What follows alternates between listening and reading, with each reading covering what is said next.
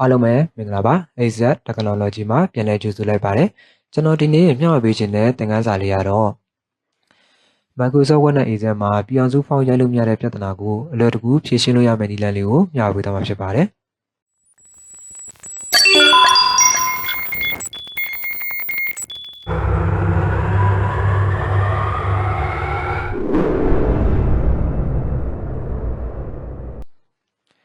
อเคကျွန်တော်ဒီနေ့သင်ခန်းစာလေးမှာပြည်အောင်စုဖောင်းမထည့်ရသေးတဲ့လူတွေအတွက်ပြည်အောင်စုဖောင်းထည့်နည်းလေးပါတစ်ခါတည်းပြပြပေးသွားပါမယ်နော်โอเคအဲ့တော့ကျွန်တော်ပထမဆုံးအနေနဲ့ Microsoft Excel ထဲမှာပြည်အောင်စုဖောင်းလေးရိုက်ကြည့်မယ်ပေါ့နော်အဲ့တော့ကျွန်တော် Microsoft Excel ကိုကျွန်တော်ဖွင့်လိုက်မယ်โอเคဒီထဲမှာကျွန်တော်ပြည်အောင်စုဖောင်းရိုက်မယ်ပေါ့နော်โอเคအဲ့တော့ကျွန်တော်ပြည်အောင်စုဖောင်းလေးကျွန်တော်ထည့်မယ်ပေါ့နော်ကျွန်တော် Microsoft Excel မှာရိုက်လို့အဆင်ပြေမဲ့ပြည်အောင်စုဖောင်းလေးကိုကျွန်တော်အရင်ဆုံးထည့်ကြည့်မယ်ပေါ့နော်အဲ့တော့ကျွန်တော်ဒီနာ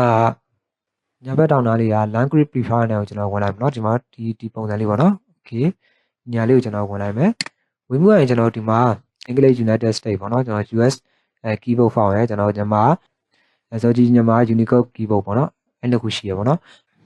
အဲ့တော့ကျွန်တော်နောက်ထပ်ပြည်ထောင်စု font ရိုက်လို့ရမယ့် keyboard လေးထပ်ထည့်မယ်ပေါ့နော်အဲ့တော့ကျွန်တော်ဒီမှာ language preference ကိုကျွန်တော်ဝင်လိုက်မယ်ပြီးရင်ကျွန်တော်ဒီမှာ add a language ဆိုတော့ကျွန်တော်နှိပ်လိုက်မယ်နော်နှိပ်ပြီးရင်ကျွန်တော်ဒီမှာဘာမီဆိုပြီးကျွန်တော်ရိုက်ထည့်လိုက်မယ် VSCဘာမီဆိုကျွန်တော်ရိုက်ထည့်လိုက်မယ်ဆိုဒီမှာမြန်မာစာဘာမီဆိုကျွန်တော်ပေါ်လာပြီအဲ့လိုကျွန်တော်တစ်ချက်နှိပ်လိုက်မယ်ပြီးကျွန်တော်နှိပ်ဆိုအောင်နှိပ်လိုက်မယ်โอเคပြီးကျွန်တော်ဒီမှာ install ဆိုတာလေးပေါ်လာပြီအဲ့ကျွန်တော် install ဆိုတာနှိပ်လိုက်မယ်โอเคဒီမှာဆိုရင်ကျွန်တော်ဘာမီဆိုရဲ့ keyboard လေးထပ်ပေါ်လာပြီပေါ့နော်အဲ့တော့ကျွန်တော်ဒါလေးကိုပြန်ပိတ်လိုက်မယ်ပြီးကျွန်တော်ဒီမှာ language preference ကိုကျွန်တော်ထပ်ဝင်လိုက်မယ်ပြန်ဝင်လိုက်မယ်ပေါ့နော်โอเคပြန်ဝင်လိုက်မယ်ဆိုကျွန်တော်ဒီမှာEnglish United States keyboard ရဲ့စောကြည့်မြန်မာ Unicode keyboard ရဲ့ကျွန်တော်ဒီမှာမြန်မာ virtual order keyboard ရပေါ့နော်၃မျိုးဖြစ်သွားပြီပေါ့နော်အဲ့တော့ကျွန်တော်ဒီမှာ Excel ထဲမှာပြည်အောင်စု font ရိုက်မယ်ဆိုရင်ကျွန်တော်ဒီမှာဒီ keyboard တွေကိုကျွန်တော်ရွေးပေးရမှာပေါ့နော်အမိမြန်မာ virtual order keyboard ပေါ့နော်အဲ့ဒါလေးကျွန်တော်ရွေးပေးရမှာပေါ့နော်โอเคအဲ့လိုကျွန်တော်ရွေးပြသွားပြီဆိုရင်ကျွန်တော်ဒီမှာမြန်မာစာလေးစာရိုက်လို့ရပြီပေါ့နော်sorry ကျွန်တော်ပြည်အောင်စု font စာရိုက်လို့ရပြီပေါ့နော်အဲ့တော့ကျွန်တော်ဒီမှာဒီညမှာကျွန်တော်ပြည်အောင်စု font ဆိုကျွန်တော်ရွေးထားမယ်ပြီးကျွန်တော်ဒီမှာရိုက်ကြည့်မယ်ပေါ့နော်โอเคပြည်အောင်စု font လေးကျွန်တော်ရိုက်ကြည့်မယ်အဲ့ဒါကျွန်တော်တို့မှာပြည်အောင်စု font ပေါ့နော်โอเคမြန်မာလိုရိုက်ကြည့်မယ်ပြီးကျွန်တော်တို့ဒီမှာမြန်မာစာပေါ့နော်โอเคเนาะအဲ့ကျွန်တော်ဒီမှာexam မှာကျွန်တော်တို့ပြည်အောင်စု font ရိုက်တာမှန်သွားပြီပေါ့နော်โอเคတချို့ဆိုကျွန်တော်ဒီမှာပြည်အောင်စု font တော့ထည့်ထားတဲ့တန်းနဲ့ကျွန်တော် exam ထဲမှာကြာရင်မှန်တာဖြစ်နိုင်တယ်ပေါ့နော်အဲ့တော့ကျွန်တော်အခုကျွန်တော်ပြပြနီးတိုင်းလေးထည့်လိုက်မယ်ဆိုရင် exam ထဲမှာပြည်အောင်စု font ရရင်မှန်ကန်ရိုက်လို့ရတာကိုကျွန်တော်တို့တွေ့ရမှာပေါ့နော်โอเคဒါကကျွန်တော် exam ထဲမှာရိုက်တာအဆင်ပြေသွားပြီပေါ့နော်နောက်တစ်ခုကကျွန်တော်ဒီမှာဒီ language ကိုကျွန်တော်ဒီလိုမျိုးတစ်ချက်ချင်းသွားပြောင်းခြင်းဆိုရင်ကျွန်တော်ဒီမှာshortcut key နဲ့ပြောင်းလို့ရတယ်ပေါ့နော်ဥပမာကျွန်တော်ဒီမှာမြန်မာစာရိုက်မယ်ပြည်အောင်စု font နဲ့မြန်မာစာရိုက်မယ်ပြီးကျွန်တော် English font ပြောင်းရိုက်မယ်ဆိုရင်ဒီနေရာမှာကျွန်တော်တွားပြောင်းမှာပေါ့နော်ဒီမှာUS keyboard font ကိုကျွန်တော်ပြောင်းမယ်နော်အဲ့လိုမျိုးတွားပြောင်းမယ်ဆိုကြားတယ်ပေါ့နော်အဲ့တော့ကျွန်တော်ဒီမှာ shortcut key နဲ့တွားကြည့်မယ် shortcut key ဆိုရင် window ရဲ့ space ရပေါ့နော်โอเคအဲ့ကျွန်တော်ဒီမှာ English font ကျွန်တော်ရေးလိုက်ပြီးရင်ကျွန်တော်ဒီမှာရိုက်ကြည့်လိုက်မယ် ENGLS အင်္ဂလိပ်ပေါ့နော်ကျွန်တော်မြန်မာ font ပြန်ပြောင်းမယ်အဲဆိုရင်ကျွန်တော်တို့မှာ window ရဲ့ space ပြန်နှိပ်မယ်ဒါဆိုရင်ကျွန်တော် zoji font ဖြစ်သွားမယ်ကျွန်တော်ကပြည်အောင်စု font နဲ့ရိုက်ချင်တာဖြစ်တဲ့အတွက် window space ကိုတော့တစ်ချက်ထပ်နှိပ်မယ်โอเคအဲကျွန်တော်ရိုက်လို့ရပြီပေါ့နော်ဒီမှာပြည်အောင်စု font โอเคနော်ဒါမျိုးကျွန်တော်ရိုက်လို့ရပါတယ်ပေါ့နော်ဒီလိုမျိုး window space ကိုနှိပ်ပြီးတော့မြန်မာ font အင်္ဂလိပ် font တစ်လက်စီရိုက်လို့ရပါတယ်ပေါ့နော်โอเคဒါကကျွန်တော် Excel ထဲမှာပြည်အောင်စု font ရိုက်လို့ရမယ့်နည်းလမ်းလေးကိုမျှဝေပေးထားတာဖြစ်ပါတယ်နောက်တစ်ခုကျွန်တော်ဒီ language preference နဲ့ပဲကျွန်တော်ဒါလေးကိုအသုံးပြုပြီးတော့ကျွန်တော် Microsoft Word မှာပြည်အောင်စု font ရိုက်ကြည့်မှာပေါ့နော်အဲ့ဒါကျွန်တော်ဒါလေးကို minimize ပြန်လုပ်လိုက်မယ်ပြီးရင်ကျွန်တော်တို့ဒီမှာ Microsoft Word file ကိုကျွန်တော်ဝင်လိုက်မယ်နော်โอเคဒီထဲမှာကျွန်တော်ပြည်အောင်စု font ရိုက်ကြည့်မယ်ပေါ့နော်ကျွန်တော်ဒါလေးကိုဒီမှာကျွန်တော်တို့မြန်မာ virtual order keyboard font ကျွန်တော်ရေးထားမယ်ဒါပြည်အောင်စု font ပေါ့နော်အဲ့ဒါလေးကျွန်တော်ရေးထားမယ်ပြီးကျွန်တော်ဒီနေရာမှာဒီနေရာမှာလည်းကျွန်တော်ပြည်အောင်စု font ကျွန်တော်ရေးထားမယ်ရေးပြီးတော့ကျွန်တော်ဒီမှာရိုက်ကြည့်မယ်ပေါ့နော်โอเคဒီမှာရိုက်မယ်ဆိုရင်โอเคเนาะဒီနေရာကြီးမှာသွားပေါ်နေเนาะတချို့ကျွန်တော်လာမေးကြတယ်เนาะကျွန်တော်တို့ဒီစားဒီမှာမပေါ်ဘဲနဲ့ဒီမှာသွားပြီးအရင်ပေါ်နေရပါတော့အဲ့ဒါဘာဖြစ်လို့လဲဆိုကျွန်တော်လာမေးကြတယ်เนาะโอเคအဲ့တော့ကျွန်တော်တို့ဒီပြဿနာလေးကိုဘယ်လိုဖြေရှင်းရမလဲဆိုတာကိုကျွန်တော်ပြပြပေးသွားမှာเนาะအဲ့တော့ကျွန်တော်ဒီမှာပြည်ဆိုပြီးကျွန်တော်ရိုက်ထည့်လိုက်ရရိုက်မယ်ဆိုကျွန်တော်ဒီမှာအရင်ပေါ်နေเนาะโอเคပြီးကျွန်တော်ဒီမှာဒီတောင်ဒီเนาะဒီမှာမပေါ်သေးဘူးကျွန်တော်ဒီမှာပြည်အောင်စုဆိုကျွန်တော်ရိုက်ပြီးသွားပြီဒီမှာအကုန်မပေါ်သေးဘူးကျွန်တော် space ခောက်လိုက်တယ်မှာဒီမှာပေါ်တယ်ပေါ့နော်โอเคဒီမှာကျွန်တော်ပို့သွားပြီအဲ့တော့ကျွန်တော်က ဒီမှာအရင်မပေါ်ဘဲနဲ့ကျွန်တော်ဒီနားမှာအရင်သွားပေါ်နေပါတော့။ Okay အဲ့တော့ကျွန်တော်ရိုက်ရတာတိတ်ပြီးတော့အဆင်မပြေဘူးပေါ့နော်။ Okay အဲ့တော့ကျွန်တော်ဘယ်လိုရိုက်မလဲပေါ့နော်။အဲ့ကျွန်တော်ဒါလေးပြန်ဖြတ်လိုက်မယ်။ Okay အဲ့တော့ကျွန်တော်နောက်တစ်ခုအနေနဲ့ကျွန်တော်တို့ပြည်အောင်စု font ရိုက်လို့ရမယ် keyboard လေးထပ်သွင်းရမှာပေါ့နော်။ဥပမာကျွန်တော် key match တို့ key man တို့ပေါ့နော်။အဲ့ဒီကျွန်တော်ထည့်ရမယ်ပေါ့နော်။အဲ့တော့ကျွန်တော်ဒီမှာbrowser တွေကိုကျွန်တော်ဝင်လိုက်ရမယ်။ဒါတချို့လဲကျွန်တော်ထည့်ပြီးသားဖြစ်မှာပေါ့နော်။ Okay ဒီမှာကျွန်တော်မထည့်ရသေးတဲ့လူတွေကျွန်တော်တစ်ခါရဲထည့်ပြပေးသွားမှာပေါ့နော်။ Okay အဲ့တော့ကျွန်တော်ပြီးရင်ပြည်တော်စုဆိုကျွန်တော်ရိုက်ထည့်လိုက်မယ်ပြည်တော်စု font ပေါ့နော်အဲ့ဒီကျွန်တော်ရိုက်ထည့်လိုက်မယ်ပြီးရင်ကျွန်တော်ဒီမှာ website တွေကြာလာမယ်ကျွန်တော်ဒီအပေါ် website နဲ့လည်း download ရတယ်ပေါ့နော်ဒီအပေါ် website ထဲမှာလည်းဝင် download ရတယ်ဒီမှာဆိုရင်ကျွန်တော်အခုကျွန်တော်စမ်းကြည့်ရတဲ့တော့ font တွေတချို့ font တွေက download မရတာဖြစ်နေတယ်ပေါ့နော်အဲ့တော့ကျွန်တော်ဒီအောက်က website တွေကိုကျွန်တော်ဝင်ကြည့်မယ်ပေါ့နော်ဒီမှာမြန်မာ .gov.mm ဆိုတဲ့ website တွေကိုကျွန်တော်ဝင်လိုက်မယ်။ Okay เนาะအဲ့ဒါကိုကျွန်တော်တစ်ချက်ဝင်လိုက်မယ်။ Okay ဒီမှာဆိုရင်ကျွန်တော်ကြည့်လိုက်မယ်။ဒီမှာ font နဲ့ keyboard နှစ်မျိုးစလုံးပါဝင်ပြီးဖြစ်ပါသေးတယ်။ကျွန်တော်ဒီမှာfont နဲ့ keyboard ကဒီမှာပါပြီးသားပေါ့နော်။တချို့ကလည်းကျွန်တော်ဒီဟာတွေ download ဆွဲတယ်ပေါ့နော်။ဒီဟာ download ဆွဲမယ်ဆိုရင်တချို့ set တွေနဲ့မကိုက်တာတွေဖြစ်နိုင်တယ်ပေါ့နော်။တချို့ set ရဲ့ model နဲ့မကိုက်တာတွေဖြစ်နိုင်တယ်။ Okay เนาะအဲ့တော့ကျွန်တော်ဒီနေရာမှာကျွန်တော် font ရဲ့ keyboard ရဲ့ကျွန်တော်တက်စီ download လိုက်မယ်ပေါ့နော်။ဒီမှာဆိုရင်သူရေးပြထားတယ်ပေါ့နော်။ Windows Office version မသိပါကတဲ့ font only installer ကိုယူပါတဲ့เนาะဒီမှာဆိုရင်ကျွန်တော်တို့ဒီမှာဆို Windows 10ရဲ့8ရဲ့ Mac ရဲ့ဒီမှာ MS Office ဆို Microsoft Office 2013နဲ့အထက်တင်ထားပါကတဲ့ကျွန်တော်ဒီဟာတွေထောင်းအောင်မှာပေါ့နော် Okay ဒီအောက်မှာဆိုရင်ကျွန်တော် Windows 7ရဲ့ Windows 7ရဲ့ HP သို့မဟုတ် Microsoft Office 2010နဲ့အောက်ကိုယ့်ရဲ့ဆက်မှာကျွန်တော် Windows 7တင်ထားတယ်Microsoft Office ကလည်း2010အောက်ဆိုရင်ကျွန်တော်ဒီအောက်ကfont တွေကိုကျွန်တော်ဒေါင်းရမယ်ပေါ့နော်ကိုယ်စက်နဲ့မညီဘူးဆိုရင်လည်းကျွန်တော် font တွေလွဲနေရဖြစ်နိုင်တယ်ပေါ့နော်ကျွန်တော်ပြည်အောင်စု font တော့ထည့်ထားတယ်ဒါနဲ့ကျွန်တော်ရိုက်တဲ့နေရာမှာ font တွေလွဲနေရဖြစ်နိုင်တယ်ပေါ့နော်အဲ့တော့ကျွန်တော်ကိုယ်စက်နဲ့ကိုက်မဲ့ font ကိုကျွန်တော်ထည့်ရမယ်ပေါ့နော် Okay ဥပမာကျွန်တော်ကိုယ်စက်မှာ Microsoft Office ကိုကျွန်တော်2013နဲ့2013နဲ့2013အထက်မှာတင်ထားတယ်ဆိုရင်ကျွန်တော်ဒီ font တွေဒေါင်းရမှာပေါ့နော်ကျွန်တော်ရဲ့ Microsoft Office ကကျွန်တော်2013ရဲ့အထက်ပေါ့နော်2016တင်ထားတာပေါ့နော်အဲ့တော့ကျွန်တော်ဒီအောက်က font ကိုကျွန်တော်ဒေါင်းရမှာပေါ့နော် Okay တကယ်လို့ကိုယ့်ရဲ့ဆက်က2010နဲ့2010အောက်ဆိုရင်ကျွန်တော်ဒီအောက်က font ကိုဒေါင်းရမှာပေါ့နော် Okay အဲ့တော့ကျွန်တော်ပြောတဲ့ဒီပုံနားလည်မယ်ထင်ပါတယ်နော်အဲ့တော့ကျွန်တော်ရဲ့ဆက်က Windows 10တင်ထားတယ်Microsoft Office က2013အထက်2016ပေါ့နော်အဲ့တော့ကျွန်တော်ဒီ font တွေကျွန်တော်ဒေါင်းမှာပေါ့နော်အဲ့တော့ကျွန်တော်ဒီမှာပြည်အောင်စု regular font ရှိရယ်ပြည်အောင်စု bold font ရှိရယ်ပြည်အောင်စု number မြန်မာ3 font ရှိရယ်ပေါ့နော်အဲ့တော့ကျွန်တော်ဒါတွေအကုန်လုံးကိုကျွန်တော်တို့ဒေါင်းမယ်ပေါ့နော်ဒေါင်းမယ်ဆိုရင်ကျွန်တော် click တစ်ချက်နှိပ်လိုက်မယ် Okay ဒီနေရာမှာကျွန်တော်တို့ဒေါင်းသွားပြီပေါ့နော် Okay click တစ်ချက်နှိပ်လိုက်တယ်ကျွန်တော်တိုင်းပြီးတော့ download ဆွဲတယ်ပေါ့နော်အဲ့တော့ကျွန်တော်ဒီမှာပြည်အောင်စု regular font ဒေါင်းပြီးသွားပြီပြည်အောင်စု bold font တက်ဒေါင်းမယ်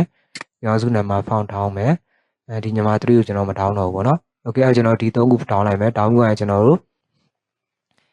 ဒီနေရာမှာကျွန်တော် keyboard ပါဒေါင်းအောင်မယ်ပေါ့နော်ဒါမှသာကျွန်တော်ရိုက်ရတာအဆင်ပြေမှာပေါ့နော်အဲ့တော့ကျွန်တော်ဒီမှာ keyboard ဒေါင်းမယ်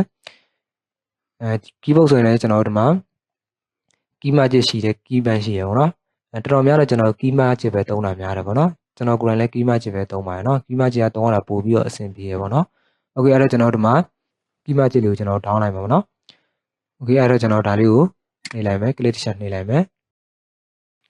Okay ဒါလည်းကျွန်တော် download manager ထည့်ထားဖြစ်တယ်တော့ download manager နဲ့ဆွဲတာပေါ့နော်ကျွန်တော် download manager မထည့်ထားတဲ့လူတွေကတော့ကျွန်တော်စနတိုင်းပဲကျွန်တော်ဒီနေရာလေးမှာ download ဆွဲနေမှာပေါ့နော် Okay ပြီးကျွန်တော်ဒီမှာ start download ဆိုတော့ကျွန်တော်နှိပ်လိုက်မယ်နောက်တစ်ခုကကျွန်တော်ဒီမှာဒါလေးပြအောင်ခဏဆောင်လိုက်မယ်နော်တကယ်လို့ကျွန်တော်ဒီမှာပြည်အောင်စု font လက်ကွက်မတည်ဘူးဆိုရင်ကျွန်တော်ဒီနေရာမှာ download ဆွဲလို့ရတယ်ပေါ့နော်ဒီမှာ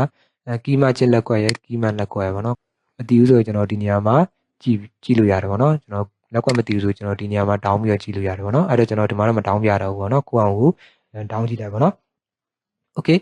အဲ့တော့ကျွန်တော်ပြီးသွားရင်ကျွန်တော်ဒီမှာကျွန်တော် down လိုက်ရတာတွေကိုကျွန်တော်ဝင်လိုက်မယ် right click နှိပ်ပြီးတော့ show in folder တွေကိုဝင်လိုက်မယ် Okay ပြီးရင်ကျွန်တော်ဒီမှာပြည်အောင်စု font 3ခုကျွန်တော် down ထားရနော် regular font ရဲ့ bold font ရဲ့ number font ရဲ့ပေါ့နော် Okay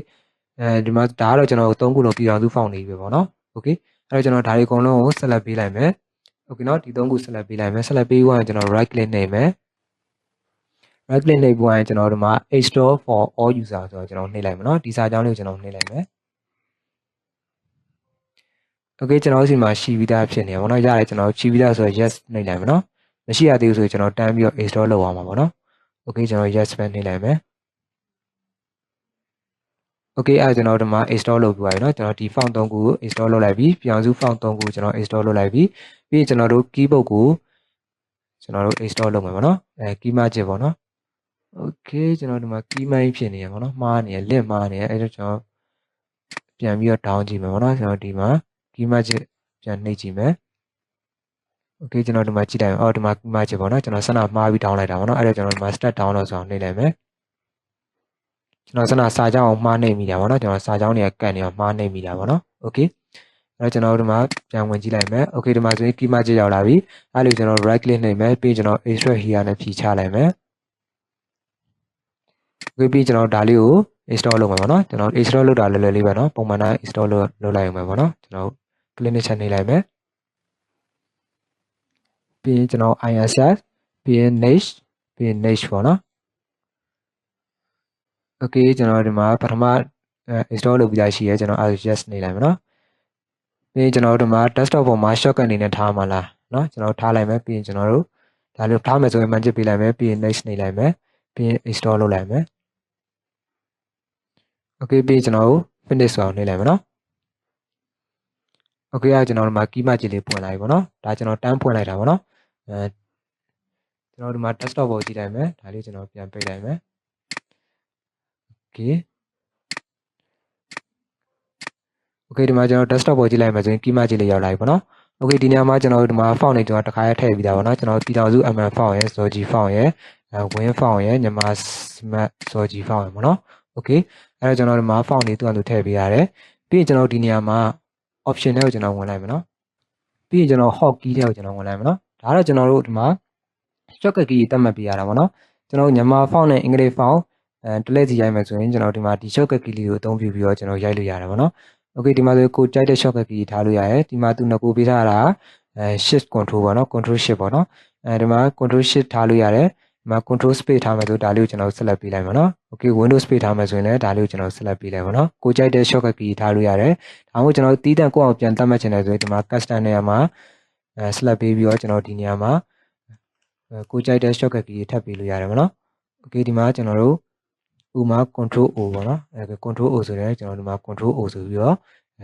့ကိုအောင်ကိုတီးတန့် shortcut တွေသတ်မှတ်ထားလို့ရတယ်ပေါ့เนาะ okay ဒီမှာတော့ကျွန်တော်တို့ control space ပဲကျွန်တော်ထားလိုက်မယ်เนาะအဲ့တော့ကျွန်တော်ဒါလေးကိုဆက်လက်ပေးလိုက်မယ်ပြီးရင်ကျွန်တော် okay နှိပ်လိုက်မယ် okay เนาะပြီးရင်ကျွန်တော်ဒါလေးကိုပြန်ပိတ်လိုက်မယ်ကျွန်တော် control space ပေးခဲ့ရเนาะ control space ပေးခဲ့ရဖြစ်တဲ့အတွက်ကျွန်တော်မြန်မာစာနဲ့အင်္ဂလိပ်စာပြောင်းရမယ်ဆိုရင် control space ကိုအသုံးပြုရမှာပေါ့เนาะအဲ့တော့ကျွန်တော်ဒီမှာ Microsoft Word ကိုကျွန်တော်ပြန်ဝင်လိုက်မယ်ပြီးရင်ကျွန်တော်ဒီနေရာမှာပြည်အောင်စု font လေးရိုက်မယ်ပေါ့เนาะ okay ပြည်အောင်စု font မရိုက်ခင်မှာကျွန်တော်ဒီမှာဒီနေရာလေးမှာကျွန်တော် English UF font ကိုကျွန်တော်ရွေးထားမှာပေါ့เนาะဒါတကယ်လို့ဒါကိုရွေးထားမယ်ဆိုရင်ကျွန်တော်သွားပြီးတော့ပူးနေမှာပေါ့เนาะဒီကျွန်တော် key margin နဲ့ရိုက်မယ်ဆိုရင်သွားပြီးတော့ font တွေသွားပူးနေရဖြစ်နိုင်တယ်အဲ့ဒါကျွန်တော် font တွေတလွဲဖြစ်နိုင်တယ်ပေါ့เนาะအဲ့တော့ကျွန်တော်ဒါလေးကိုဒီမှာကျွန်တော်ရေးကြည့်ရဒီ language preference မှာကျွန်တော် English US font မှာကျွန်တော်ရေးထားမယ်ပြီးရင်ကျွန်တော်တို့ဒီမှာရိုက်မှာဒီမှာညီမ story အခုဒီမှာဆိုရင်ကျွန်တော် font တွေမမှန်သေးဘူးเนาะဒါဘာလို့မမှန်သေးရလဲဆိုတော့ကျွန်တော်ရဲ့ set ကို restart ချဖို့လိုရတယ်ပေါ့เนาะ restart မချဘူးဆိုရင်တော့ကျွန်တော်တို့ဒီ font တွေမှန်မှာမဟုတ်ဘူးပေါ့เนาะ okay အဲ့တော့ကျွန်တော်ဒီမှာ start ထဲကိုသွားမယ်ဒီညမှာpower ကိုနှိပ်လိုက်မယ် power နှိပ်ပြီးကျွန်တော်ဒီမှာ restart ချလိုက်မယ်ပေါ့နော် okay ဒီမှာ restart ဆိုတော့နှိပ်လိုက်ပါတော့ okay အဲ့တော့ကျွန်တော်ဒီမှာ restart ချပြီးသွားပြီပေါ့နော် restart ချပြီးသွားဆိုရင်ကျွန်တော်ဒီမှာ Microsoft Word file ကိုကျွန်တော်ပြန်ဝင်လိုက်မယ်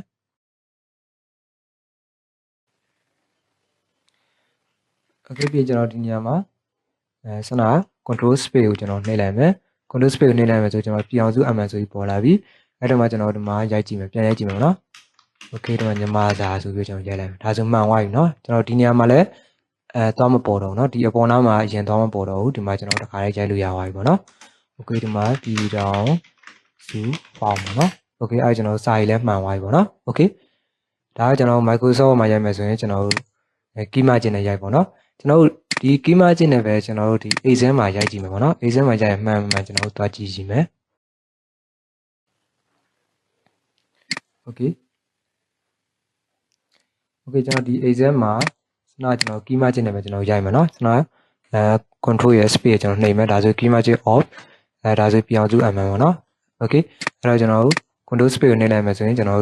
်ဒီမှာပြောင်းစု mm ပြောင်းသွားပြီအဲ့တော့ကျွန်တော်ဒီ exam မှာကျွန်တော်ရိုက်ကြည့်မယ် မြန်မာစာပေါ့နော်โอเคဒီမှာမှန်သေးရဲ့နောက်တစ်ခုကျွန်တော်ရိုက်ကြည့်မယ်ပြည်ထောင်စုโอเคโอเคဒါဆိုရင်မှန်တယ်နော်နောက်တော့ကျွန်တော်စာရေးထည့်ရိုက်ကြည့်မယ်โอเคနိုင်ငံတကာโอเคဆိုင်ဝဲများโอเคနော်ဒါဆိုရင်ကျွန်တော်မှန်တယ်ပေါ့နော်โอเคတခါလေးကြာရင်ကျွန်တော်ဒီကီးမချင်းနဲ့ရိုက်မယ်ဆိုရင်ကျွန်တော်ဒီ A7 မှာမြန်မာစာရေးမမှန်တာဖြစ်နိုင်တယ်ပေါ့နော်โอเคဒီမှာဆိုရင်ကျွန်တော်တို့ပြည်ထောင်စုကျွန်တော်ပြန်ရိုက်ကြည့်မယ်နော်โอเคပြည်ထောင်စုโอเคဒီမှာဆိုမှန်တော့ဘူးနော်โอเคဒီမှာကျွန်တော်ပြည်ထောင်စုဆိုပြီးကျွန်တော်ရိုက်လိုက်တယ်ဒီမှာပြတောင်စုဖြစ်နေပေါ့နော်ကျွန်တော်တို့ညက်တာပြသွားပြီပေါ့နော်အဲဒါဆိုကျွန်တော်တို့ဒီမှာမြန်မာစာရေးမမှန်ဘူးပေါ့နော်တချို့အရင်မှန်တယ်တချို့အရင်မမှန်ဘူးပေါ့နော်အဲ့တော့ကျွန်တော်တို့ကဒီ A7 ထဲမှာရိုက်မယ်ဆိုရင်ကျွန်တော်ဒီကီးမချင်းနဲ့မရိုက်နဲ့ပေါ့နော်ဒီကီးမချင်းကိုကျွန်တော်ပိတ်ထားမယ်ပေါ့နော်ပိတ်ထားမယ်ဆိုရင်ကျွန်တော်တို့ control space နေလိုက်မယ်ဒါဆိုရင်ကီးမချင်း off control space နေလိုက်မယ်ဆိုဒါပြည်ထောင်စု mm ပေါ့နော်ဒါကီးမချင်းပြန်ပွင့်သွားတာပေါ့နော်အဲ့တော့ကျွန်တော်တို့ဒီမှာ control space နှိပ်ပြီးတော့ကီးမချင်းကို off လုပ်ထားလိုက်မယ်ပြီးတော့မှကျွန်တော်စနကကျွန်တော်ထည့်ခဲ့တဲ့ဒီ language preference နဲ့ကကျွန်တော်ဒီမှာဒီမြန်မာ virtual order keyboard ကျွန်တော်ရေးလိုက်မယ်နော်ဒီမှာဆိုရင်ကျွန်တော် shortcut key နဲ့ပဲကျွန်တော်သွားလိုက်မယ်နော်အဲ့တော့ကျွန်တော်ဒီမှာအင်္ဂလိပ် font ကျွန်တော်ရေးထားတယ်စနဒီနေရာ shortcut key က window ရဲ့ space ရယ်ပေါ့နော် okay ဒီနေရာမှာလည်းသူပြပေးထားတယ်နော်ဒီမှာ window key ရဲ့ space ရယ်ပေါ့နော် okay အဲ့တော့ကျွန်တော်ဒီမှာ window key ရဲ့ space ရယ်နေလိုက်မယ် okay ဒီမှာဆိုသူပေါ်လာရင်နော်အဲ့ဒါကျွန်တော်ဒီမှာဘာမိ